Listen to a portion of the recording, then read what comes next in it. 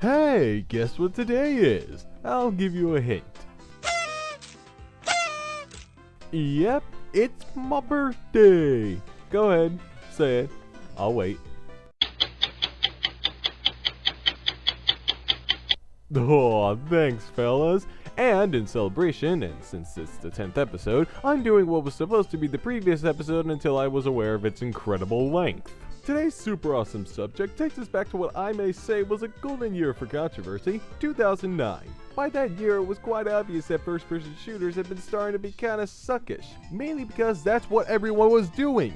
RPGs, platformers, text-based adventure games? Bump that! Gamers want shooters! It has epic action, epic shooting, epic set pieces, epic skyboxes, epic AI, and epic teamwork with the epic friends and the epic online multiplayer, resulting in epic antisocial personality disorder. Apparently, this was, and still is, the only thing these bastards play, leaving other criminally underappreciated games to be left in the dust in favor of military simulators that are about doing the same damn thing over and over and over and over and over and over again.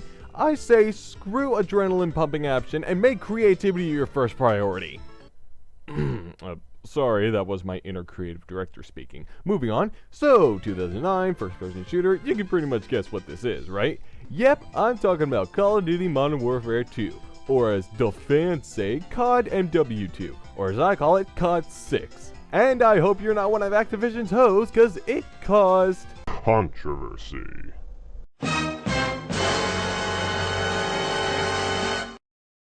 Before we get started, fun fact, COD 6 actually caused 6 controversies. You know what this means? We've got a sextroversy, and not the sexy kind. This doesn't change much though, as I still will assign a single overall score, but this time around I'll be a little more organized in examining each one. So, let's get this train wreck started. All gamers know that the game itself is a sequel to the original Modern Warfare, or COD 4, which is what it's called, so you can't call me out. Spoilers abound for those who still want to play it, and why wouldn't you, but that game had a shocking moment around the middle in which a nuclear explosion that wasn't supposed to happen, happens.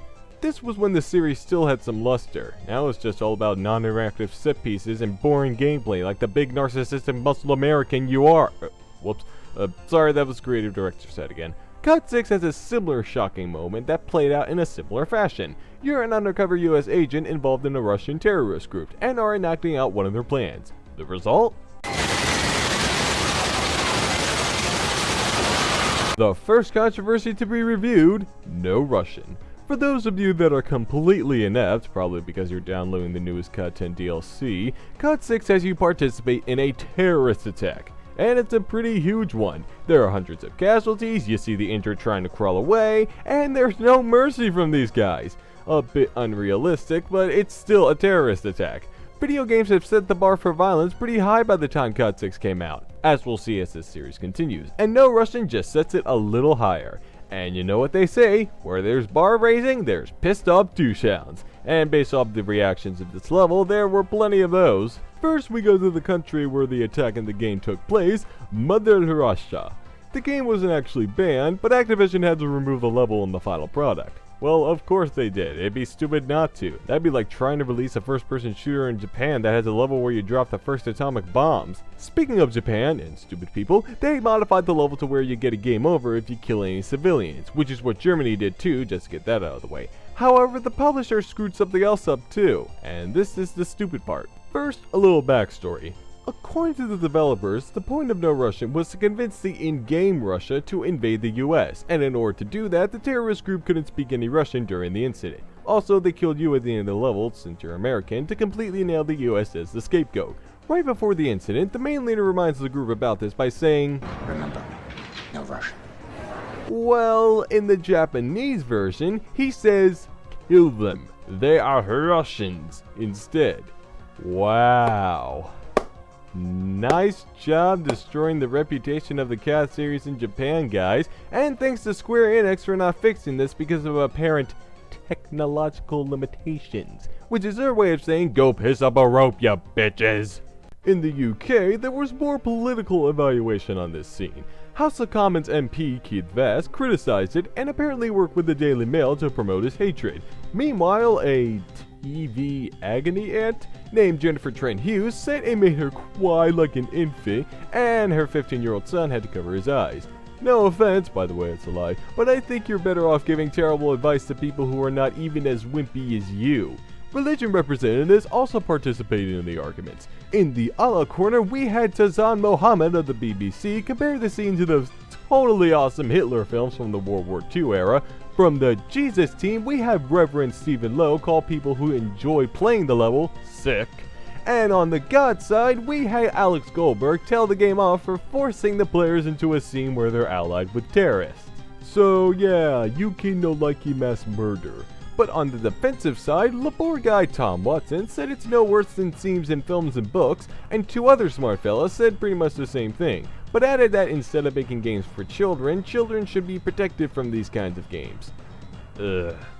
Nonetheless, COD 6 ended up being the first game of the series to be rated 18+ by the BBFC, which is what every subsequent game was rated up until COD 10. By the way, how's that DLC? It sucks just like the rest of the game? Good. Next, we go to Australia, where, to keep it short, people weren't too impressed by the level. Interestingly enough though, the game was still given the 15+ instead of the banned full life 18+, which to me is impressive. There were some people who tried to reverse that, but they didn't do too good of a job of it.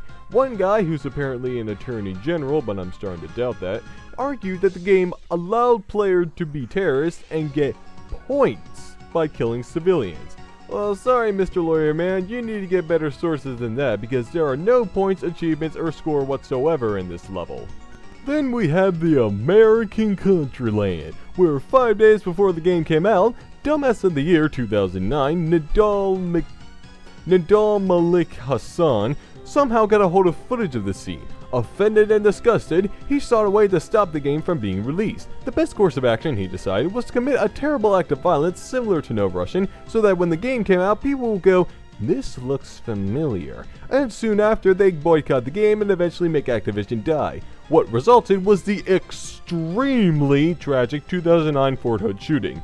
Yeah, I'd stretched the truth on that a bit, but it goes without saying, America don't like terrorism, and No Russian is no exception, especially so soon after that incident. In actuality, many smart US game critics saw the scene as part of the story and not actually for shock value. There were still some idiots who didn't like it though, including one fellow from the Salt Lake Tribune. I kid you not when I say he suggested that the developers could have made the player a random guy in the airport who could intervene and save the day. Yeah, I'm pretty sure if someone was stupid enough to try to stop these guys, this is what would happen.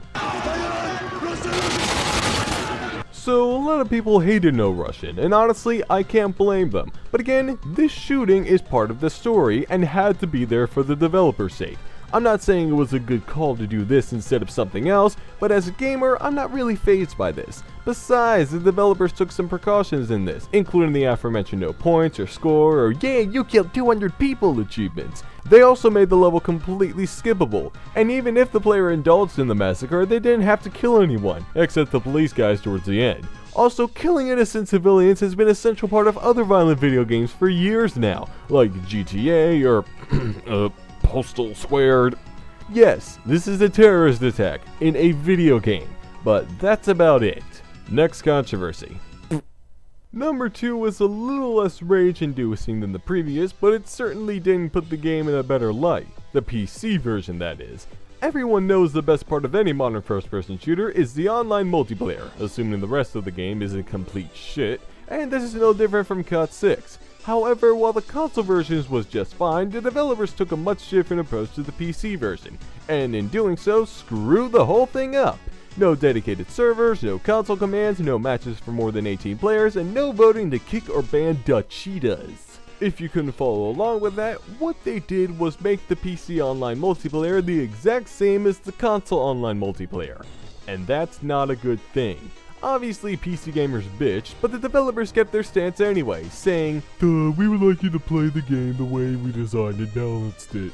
Well, newsflash buddies, if this is what you actually came up with, I'd have to call you the worst game designers of all time. Not even a petition with over 200,000 signatures made them change their mind. But luckily, a bunch of nerds jacked the developer's console, and soon the dedicated servers were back, more or less.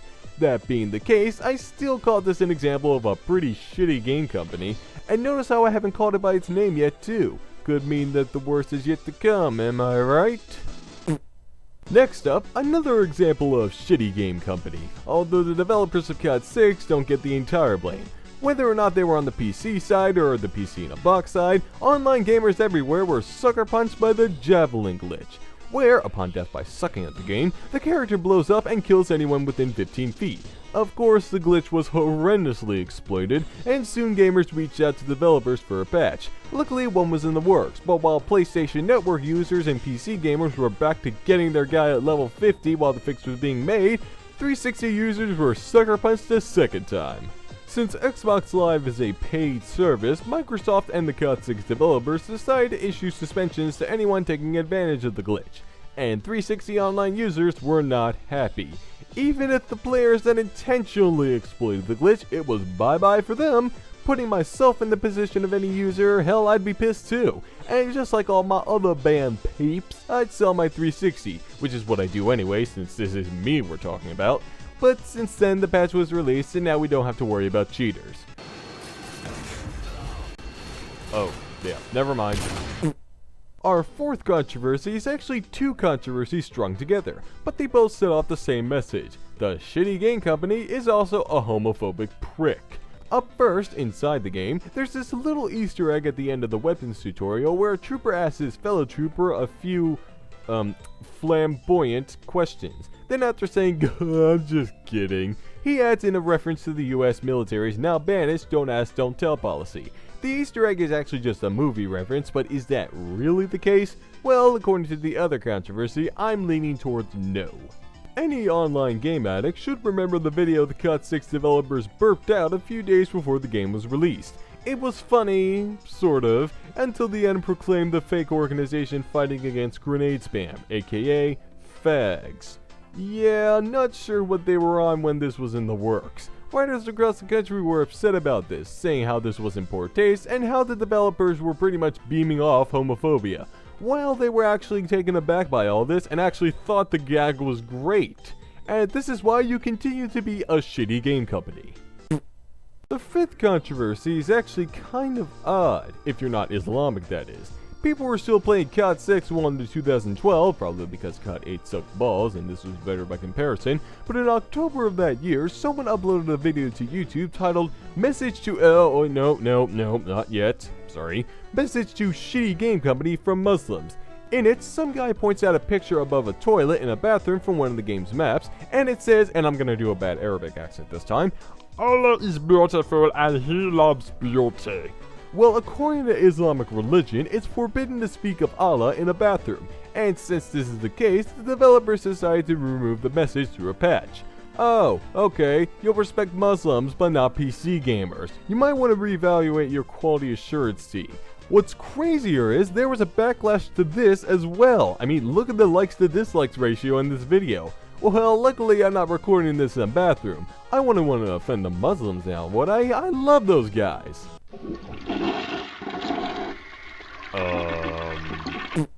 And here we are, the last controversy. And if you kept up on this episode and aren't passed out in your chair dreaming about how you wish COD 10 was actually good, you probably know what this is. Since I've already used up a lot of time, I'm gonna speed through, so pay attention.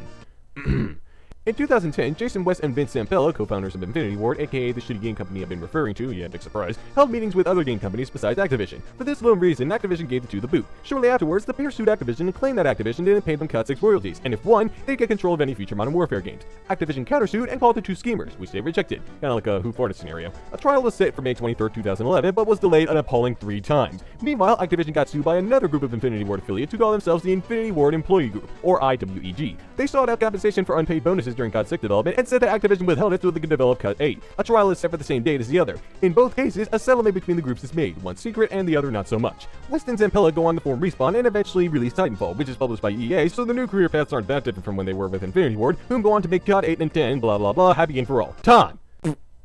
Oh, not bad. So looking at all 6 controversies, it seems as if IW is the victim here. they've been treated like shit, and their excellent and compelling work in COD 6 is overshadowed by the nationalistic opinions of emotionally handicapped crybabies and a towering 10-letter logo that represents its imprisonment in mediocrity. But if you take a closer look at all this, you'd see IW might as well be called, no pun intended, infuriating wankers. Just a bunch of PC-fearing homophobic tricksters that got screwed over when they most deserve it, and act like Activision was the big, mean, scary bastard, when in reality, well, they're both big, mean, scary bastards. Still, most of the controversies caused by COD 6 were very purposeful, and they're a vital part of the history of game controversy. If it wasn't for those crybabies and the fact that most of these issues have been resolved by today, I'd give its Sextroversy a perfect score without thinking twice. As it stands though, I could say it's significant enough to earn a proud 8 Cole Hamels out of 10. So I guess you could call this my birthday gift from me to you, and I thank you for watching. Now, how else am I gonna celebrate today?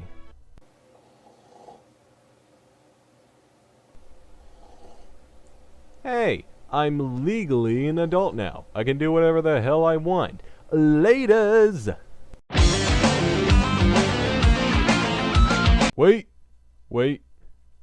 Before I go, I need to clarify something. I don't think that the COD games are bad at all, except for COD 10, and I don't hate first-person shooters, but what I do hate is what the COD series represents. Sales records, bags of money, that 10-letter logo, the fact that people will still buy these games despite the fact it's the same game with a different box cover. For Allah's sake, COD 9 sold almost 25 million copies, and the series still releases games on an annual basis. And I know this shit happens to other series, but it's at its worst with COD. It's ridiculous, it shouldn't be happening, and I don't like it. But the good news is, if they keep going down this route, it'll end soon, and hard. But hey, what do I know? I just rate controversies.